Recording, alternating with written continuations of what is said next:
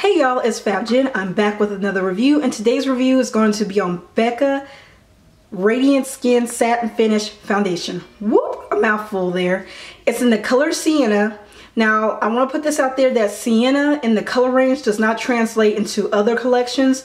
So say the Ultimate Complexion Foundation, the one that they just newly released, that's full coverage. The Sienna color is 2 if not 3 times darker than this color. So just be aware that if you are looking for color matches. So this is what the bottle looks like. This right here is the actual color of the foundation. And here is what the box looks like. It is in 1.35 fluid ounces. So you're getting more than a fluid ounce for the price. That's awesome. It does not come with the pump. It comes with this kind of tube here, which is better than not having something to kind of control the flow of it. The consistency is not cream, it's creamy, but it's not liquidy, you know, but it's nice. It feels nice on the skin. It does not have a scent. It goes beautiful on the skin. On the back it says it's a medium coverage foundation with antioxidant protection and lightweight skin finish. Now this doesn't say if it has an SPF in it. And it says shake before use, and that's what I do every time. I do shake it before I use it. Now this foundation is supposed to give you a luminant radiant finish. It absolutely 100% does do that. I don't know if I made mention of it in one of my previous videos that I didn't see the satin finish, but as time goes on, as you finish up your makeup, you do see a glow. My Mother's Day foundation, I had a glow, and honey, let me tell you what, a couple of hours later I really had a glow. So we're going to talk about that in this review. The coverage is definitely, as it does say in the back, a medium coverage. Maybe a little bit on the medium full coverage, but it's definitely medium coverage, so it is going to cover imperfections. The finish on this is gorge. It is a satin finish, and then later on it's a little bit radiant in the beginning, and then it really turns it up a little bit later on the longer you have it on. But that entails oils and all that good stuff. If you are an oily or on team oily in the T-zone, you're gonna need a hell of a mattifying primer or something to control the oils. And even then, after a while, it's going to peer through. Now this, I do have the foundation on. This isn't the best application because I'm using different brushes now, but you see around the nose, I'm a little bit oily, and this is after, let's see,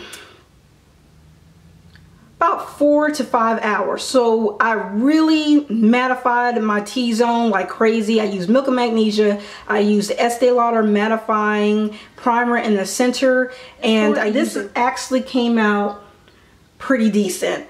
But however, in photos I can definitely see it more.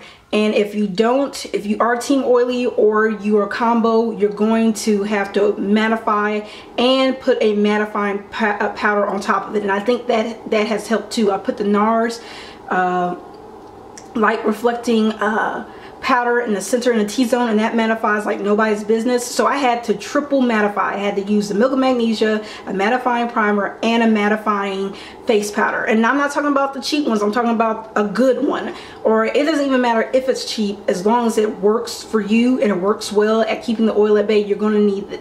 You're going to have to need that for this foundation. And if you don't do all that, you're probably going to need some kind of blotting powder or a blotting paper to help with the oil, because you're going to get oil coming through and it's going to make it look even more radiant, and not radiant in a good way. Eventually you're going to look like an oil slick. So to be very careful.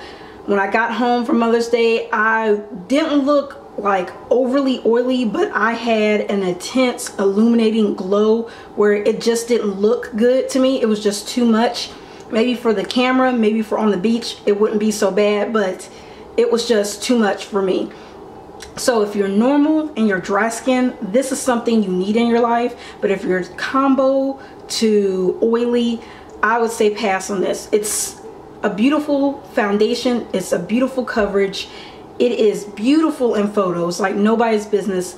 But unless you're going to wear this during the wintertime, team oily or T-zone or combo, however, definitely a winter foundation 100%. If you're in Texas in the hotter states and you don't have winter for too long, this might be something you have to pass on. This is just something you should try out.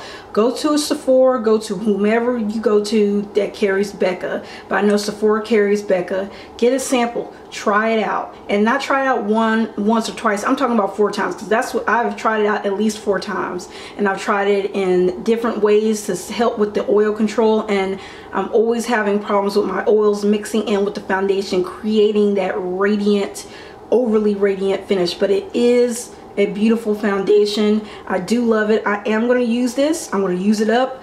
But however, I'm going to use this in the colder months, or at least when it's 70 and under, so that way the oil can be a little bit less.